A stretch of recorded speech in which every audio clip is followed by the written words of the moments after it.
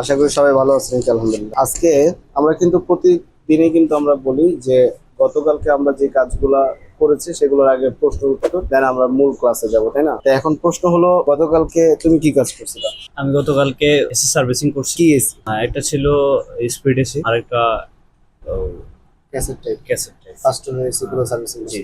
Total কয়টা AC servicing করছি? Total তিনটা। তিনটা। গতকালকের কাজে কোনো প্রশ্ন আছে কি? জি না। প্রশ্ন নাই না? দেখছো তো কাজ কিভাবে করে। তুমি গতকালকে কি কাজ করছিলে? গতকালে শুধু একটা এসি ফিটিং করে দেওয়া হয়েছে। ফিটিং করে দেওয়া শুধু হয়েছে। ফিটিং। আচ্ছা, এখানে ফিটিং সব করতে কাজ গিয়ে করা হয়েছে। কোনো প্রশ্ন, ফিটিং করতে গিয়ে কোনো প্রশ্ন আছে কি? কোনো প্রশ্ন নাই। প্রশ্ন থাকতে হবে, হাজার হাজার প্রশ্ন থাকতে হবে। কারণ তিনটে এসি সার্ভিসিং করাইছি, আর একটা ফ্রিজ তার ওই ঠান্ডা হয় না, তার ওই সার্ভিসিং ফ্যান মোটরের সমস্যা ছিল। আচ্ছা, বুঝতে তার পেরেছি। লাইন দিয়েছি। তো গতকালকে কোনো কাজের প্রশ্ন আছে কি? প্রশ্ন কিন্তু হাজার হাজার প্রশ্ন নিয়ে আসতে হবে। এর আগে কোনো কাজের কোনো প্রশ্ন আছে? সেটা বুঝতে পারছি। কোনো প্রশ্ন আছে? তুমি তো আসো নাই, নো প্রবলেম। গত যে ক্লাসগুলো শুরু করছি, তাই না? গত ক্লাস থেকে এই পর্যন্ত আমরা দেখানো হয়েছিল রেফ্রিজারেশন সাইকেলের প্রধান প্রধান চারটা অংশ। সে প্রধান প্রধান চারটা অংশের নাম কি ছিল? Compressor, condenser, evaporator, control device. এই চারটা প্রধান প্রধান অংশ। কিন্তু এই চারটা প্রধান প্রধান অংশ আসলে থাকে কোথায়? যেমন এয়ার কন্ডিশনিং সিস্টেমে থাকে, রেফ্রিজারেটরে থাকে, তারপর হলো সেন্ট্রাল এসিতে থাকে, ভিআরএফ এসিতে থাকে। এক কথায় হিমায়ন যন্ত্রের প্রত্যেকটা জায়গায় এই চারটা ডিভাইস থাকবেই থাকবে। এগুলো হলো প্রধান প্রধান চারটা অংশ। কথা বুঝতে পারছি? আর এই চারটা অংশ মূলত যাকে পরিচালনা করে সে হলো হিমায়ক বা রেফ্রিজারেন্ট। সাধারণ মানুষ কি বলে এটাকে? গ্যাস। কথা বুঝতে পারছি? কিন্তু সাধারণ মানুষ গ্যাস বললেও আমরা কিন্তু আমাদের যে ভাষা সেটাতে গ্যাস বলা যাবে না। এখন এই যে জিনিসগুলো আমরা মূলত পড়াশোনা করছি সেগুলো আসলে ফিজিক্যালি দেখা, ফিজিক্যালি না দেখলে আমরা আমাদের ব্রেনের ভিতরে কিন্তু থাকবে না, ঠিক না? তা আমরা যদি যে জিনিসটা দেখবো, যেটা আমরা আসলে পড়াশোনা করছি, সেটা যদি আমরা নিজের হাতে করি, আবার সেই কাজটা যদি আমরা দেখি এবং নিজের হাতে করি, তাহলে আমরা কখনোই ইনশাল্লাহ ভুলবো না। আমরা যেহেতু একটা চ্যালেঞ্জ নিয়েছি যে আগামী 2 মাসের মধ্যে আমাদের কাজটা শিখতে হবে, তাহলে কাজটা শিখতে হলে আমাদেরকে অবশ্যই পড়াশোনা করতে হবে, অবশ্যই আমাদেরকে কাজটা নিজের হাতে করতে হবে। আমরা এখানে ক্লাস করতেছি কত সময়? আমাদের টোটাল এখানে অফিসে আমাদের সার্ভিস সেন্টারে কতক্ষণ থাকা হচ্ছে? আমাদের থিওরি ক্লাস হচ্ছে 1.5 ঘন্টা 2 ঘন্টা। আচ্ছা, আর আর হচ্ছে আপনার এরপর থেকে রাতে 9:30 পর্যন্ত, 10টা থেকে 9:30 পর্যন্ত। মানে সকাল 10টা থেকে 9:30 9:30 পর্যন্ত আবার প্র্যাকটিক্যাল কাজ জি। চলে।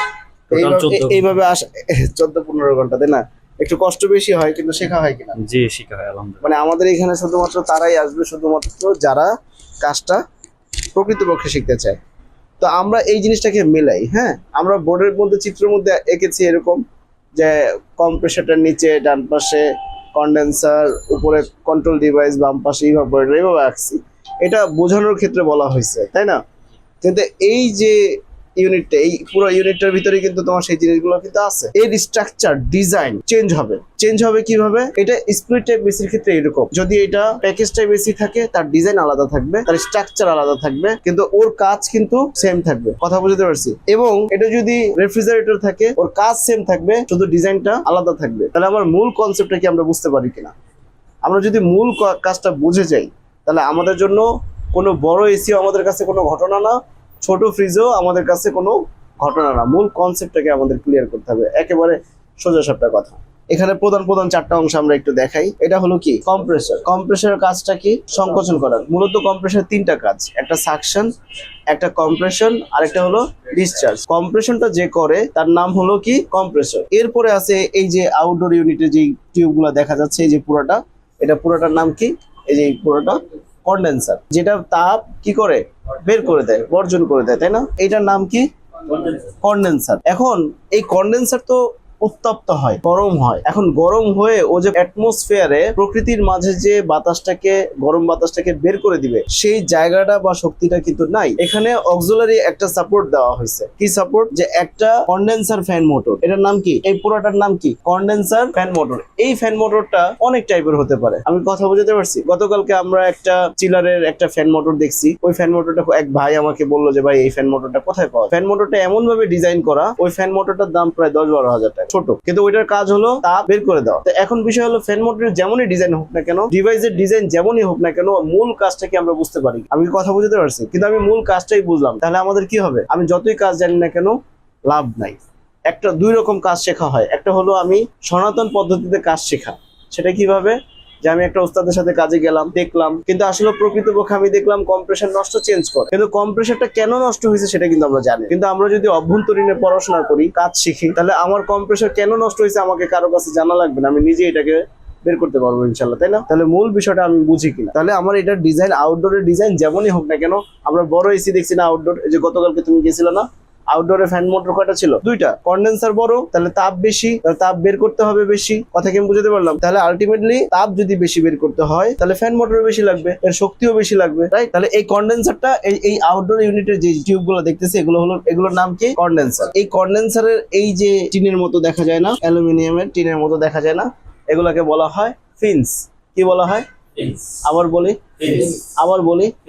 আবারও বলি, মুখে বলতে হবে। যত বেশি বলবো তত বেশি আমাদের ব্রেনে থাকবে। আমাদের ব্রেন কোনো কিছু সহজে নিতে চায় না, মানে কঠিন জিনিসগুলোকে সহজে নিতে চায় না, সহজ জিনিসটাকে সহজে নিতে চায়। একটা কাজ শেখা আসলে কখনো সহজ ব্যাপার না, এটা অবশ্যই অনেক কষ্টসাধ্য বিষয়। তাহলে এই ফিন্স গুলো কি করছে? সে তাপ অপসারণ করতে সহায়তা করতেছে। মূলত তাপ উৎপন্ন হচ্ছে কোথায়? টিউবের ভিতরে। টিউবের কোথায়? ভিতরে। কিন্তু সেই তাপটাকে এই কপার টিউব কি করতেছে? তাপটাকে ছড়ায় দিচ্ছে। এখন ও যখন ছড়ায়, ও যে পরিমাণ তাপ ছড়ায়, যদি ফিন্স গুলো থাকে তার থেকে অধিক বেশি পরিমাণ তাপ ছড়াতে পারে। আর ফিন্স গুলো যদি না থাকে তাহলে তাপ ছড়াতে পারবে কম। এখানে তো আমরা ক্লাসের শুরুতে আমরা বলছি পৃথিবীতে ঠান্ডা বলতে কিছু নাই। ঠান্ডা হলো কি? তাপের অনুপস্থিতি। যেখানে তাপ নাই সেটাই হলো কি? ঠান্ডা। তাহলে আমার এসি, ফ্রিজ বা রেফ্রিজারেশন যন্ত্রের মূল কাজটা, মূল কাজ হলো যে তাপ এক জায়গা থেকে অ্যাবজর্ব করে ওটাকে বের করে দিবে, রিজেক্ট করে দিবে। এর মানে তাপ শোষণ করবে, তাপ বের করে দিবে, বর্জন করবে। এই প্রক্রিয়াতে রেফ্রিজারেশন সিস্টেম কাজ করে। এখন রেফ্রিজারেশন সিস্টেমে আমি যে কাজগুলো করছি, রেফ্রিজারেটরে, এয়ার কন্ডিশনিং সিস্টেমে বা ওয়াটার ডিসপেন্সার, তারপর হলো reach in cooler, walk in cooler, অথবা VRF air conditioning system, central air conditioning system, chiller system, whatever it is, main বিষয়টা হলো কি? মেইন বিষয়টা হলো কনসেপ্টটা কি? ও মেইনলি তাপ নিবে। এখন কাস্টমারের, এখন মনে করো আমি তোমাদেরকে একটা এক্সাম্পল দিতে পারি। এই পানির বোতলটা যখন উৎপাদন হয় তখন এ কিন্তু খুবই সফট থাকে, গরম অবস্থায় থাকে এবং সফট থাকে। যদি এটা বাতাসের সংস্পর্শে আসে তাহলে এটা এরকম আঁকা বাঁকা হয়ে যায়। তাহলে ওকে কিন্তু প্রোডাকশন লাইনের থেকে যখন বের করা হবে তখন ইনস্ট্যান্ট ঠান্ডা করে বের করতে হবে। তাহলে ইনস্ট্যান্ট ঠান্ডা কে করবে? ঠান্ডা পানি। তো এখানে চিলার মেশিন ব্যবহার করে ঠান্ডা পানি দিয়ে এটাকে স্প্রে করার সাথে সাথে ঠান্ডা হয়ে যায় এবং এর যে শেপটা ঠিক থাকে এবং প্রোডাকশন ক্যাপাসিটি বেড়ে যায়। তাহলে রেফ্রিজারেশন যন্ত্রের কিন্তু ব্যাপক ব্যবহার সারা পৃথিবী জুড়ে, তাই না? তাহলে আমাদের এখানে রেফ্রিজারেশন যন্ত্রের মূল কনসেপ্টটা কি আমরা ক্লিয়ার কিনা, এইটা আমাদের ঠিক রাখতে হবে। তাহলে প্রধান কয়টা অংশ বললাম? 2টা। কম্প্রেসার বললাম, এই যে কম্প্রেসারটা দেখা যাচ্ছে, এ কি করছে? রেফ্রিজারেন্টকে, হিমায়ককে সার্কুলেশন করছে, মানে চলমান রাখতেছে, তাই না? এটাকে বলা হয় heart of refrigeration. Clear? Heart of refrigeration. এরপরে আছে হলো এখানে ইভাপোরেটর। ইভাপোরেটরের কাজ কি? ইভাপোরেট মানে কি? বাষ্পীভূত করা। যখন আমরা এটা প্র্যাকটিক্যালি সবাইকে দেখিছি না যে কিভাবে তাপ শোষণ করে? তোমরা কে দেখো না? সবাইকে দেখানো হয়েছে না যে তাপ কখন শোষণ করে? তো যখন ইভাপোরেশন কালে মানে বাষ্পায়ন কালে যখন বাষ্পটা হয় ওই সময় এই ইভাপোরেটর কি করে? তাপ শোষণ করে। তাপ কি করে? শোষণ করে। ও কি করে? তাপ বর্জন করে। তাহলে এইটা আমি যেই কক্ষে রাখবো ওইখানে তাপ নিয়ে নিবে, আর যেখানে আমি বের করব সেটা কি করবে? বর্জন করবে। তাহলে আমাদের দেখা যাচ্ছে যে তাপ এখান থেকে শোষণ করতেছে, এখান থেকে বর্জন করতেছে, তাপ শোষণ করতেছে, বর্জন করতেছে। এখন আমাদের কন্ট্রোল ডিভাইসটা আছে এখানে, এই যে ছোট্ট একটা ক্যাপিলারি টিউব আছে, চিকন দেখা যায় কি? এই ক্যাপিলারি টিউবটা হলো কি? Control device. কন্ট্রোল ডিভাইসের কাজ কি? কন্ডেন্সার এবং ইভাপোরেটর দুইয়ের চাপের পার্থক্য বজায় রাখে। একটা হাই প্রেসার থাকে, একটা লো প্রেসার। এই দুইটাকে নিয়ন্ত্রণ করে কে? Control device. কন্ট্রোল ডিভাইস দুই রকম হতে পারে। একটা হলো একটা হলো এক্সপানশন বাল্ব, আর একটা হলো কি? Capillary tube.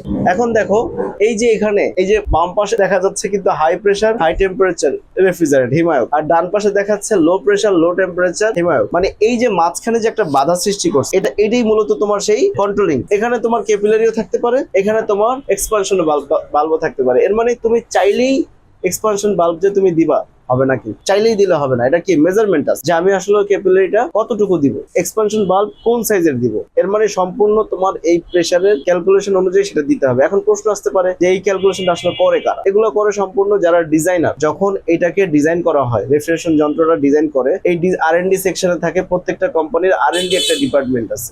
R&D ডিপার্টমেন্টের মূল কাজ হলো যে ওরা গবেষণা করবে, রিসার্চ এন্ড ডেভেলপমেন্ট করবে, যে আমি এরকম একটা কাস্টমারের জন্য একটা প্রোডাক্ট তৈরি করতে চাই, সেই প্রোডাক্টের টেম্পারেচার থাকবে এত, তাহলে সেই টেম্পারেচার যদি আমি করতে চাই তাহলে তার কম্প্রেসার সাইজ হবে এত, তার কন্ডেন্সার ইউনিট হবে এত, এবং তার কন্ট্রোল ডিভাইসটা হবে এই সাইজের, ইভাপোরেটর সাইজ হবে এতটুকু। কথা কি আমি বুঝতে পারছি? তাহলে মূল ব্যাপারটা কি দাঁড়ালো যে আমার এখানে সম্পূর্ণ ডিপেন্ড করবে, এই ডিজাইনটা কোনো টেকনিশিয়ানরা মূলত করে না বা করতে পারে না। ঠিক আছে, কেন করতে পারে না? তার কারণ এগুলো পড়াশোনা করে তারপর তোমাকে করতে হবে। কথা কি বুঝতে পারছি? আর এটা আমাদের খুব দরকারও হয় না।